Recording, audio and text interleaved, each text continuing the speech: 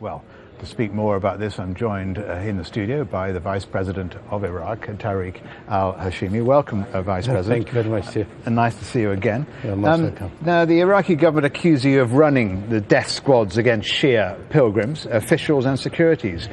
What's your official reaction to that? Thank you very much for this interview. In fact, I could say there is no crime case. There is a political case. And all these confessions, in fact, is being extracted under severe torturing, and one of my guards being killed, more missing, and unfortunately, in fact, I didn't receive any sort of fair trial as being written in the Constitution. Therefore, I obliged to go and address the United Nations and NGOs to look after my case, in fact, and I'm really sorry for the tragedy. My guards still under custody time being. And you say this is a political case against you. That's right. What do you mean by that? Are you saying a vendetta, or what? Well, the problem in fact, there is no. The judicial system has already lost its neutrality and lost its independence, and becoming just an instrument in the hand of the Prime Minister, Mr. Maliki, in fact, who has a committee very close to the circle surrounding him. This committee, in fact, is fabricating files against the active politicians in Iraq, like myself. I am all the time, in fact, seen, in fact, and being very much known as one of the most active advocate to national security, to the human rights, to the stability, to non-interference of neighboring countries, and I all the time, in fact, being seen as an opposition to al-Maliki, and this is why he fabricating this case and presented to the judicial system for. So you're saying the case is made up against you, basically? It's totally being fabricated. Is this a Sunni-Shia conflict, or well, part of it, any, yes. Part any of Kurdish it, involvement as well? Part of it, yes. In fact, partially, yes. It's only partially? Partially, because I belong to Al-Iraqi. Al-Iraqi is non-sectarian political entity, and as you're fully aware, even the chairman, the leader of Al-Iraqi is a Shia, Zayed Alawi, is not a Sunni, for instance. But regardless of that, in fact, part of my targeting, political targeting, is because my position within my community. It's if you check thousands of innocent people behind bars, it's more than 90% of them belong to the Sunni communities. So the Sunni are in real tragedy as far as Iraq is concerned. So once again, you're returning to the fact that you're being persecuted, in your words, for your political views, not your sort of religious views. I said partially. I didn't say that exclusively. So I am one of the political activists advocating and opposing to al-Maliki policy, but at the same time, in fact, the political motivation is partially, in fact, because I belong to the Sunni community as well. Okay. Every month this year, there have been coordinated attacks in Iraq using car bombs, mortars, gunfire.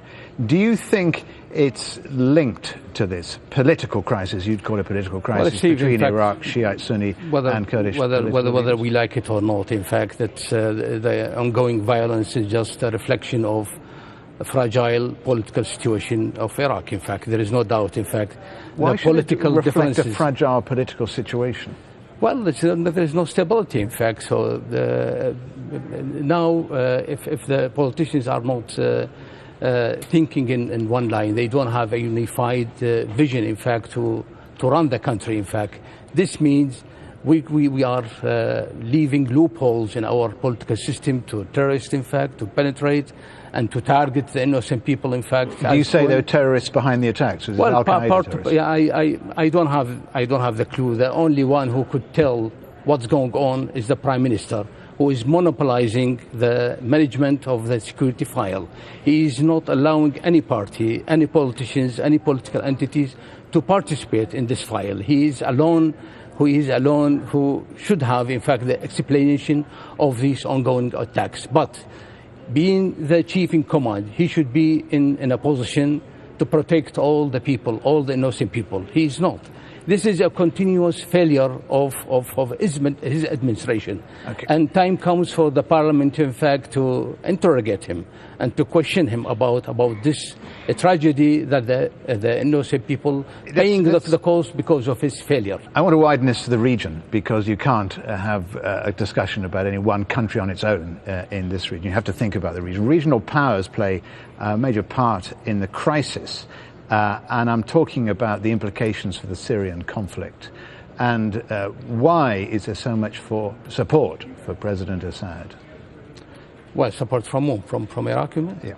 Well, sectarian dimension is behind, in fact. And so it comes back to Sunni Shia. That's right, yeah. There is no doubt about it. If you just trace a statement done by al-Maliki since he was in power 2006 until just recently, in fact. Before 1 year, in fact, all the car bombs, all the suicide bombers, all the violence, in fact, he attributed to Syria. And then all of a sudden he changed, in fact, and tried to clean up the image of Syrian and try to advocate them. Why he changed his policy, why he changed his tone on that?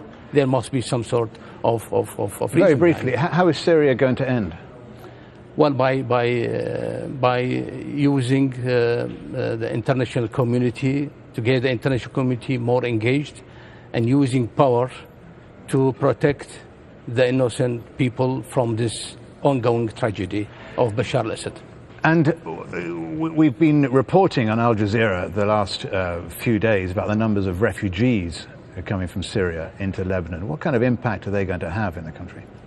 Well, there must be some sort of consequences, in fact. And but if we are talking about the changes that has been expected, in fact, in Iraq, I could say, in fact, the changes that is going to take place in Iraq is irrelevant to what happened now in Syria.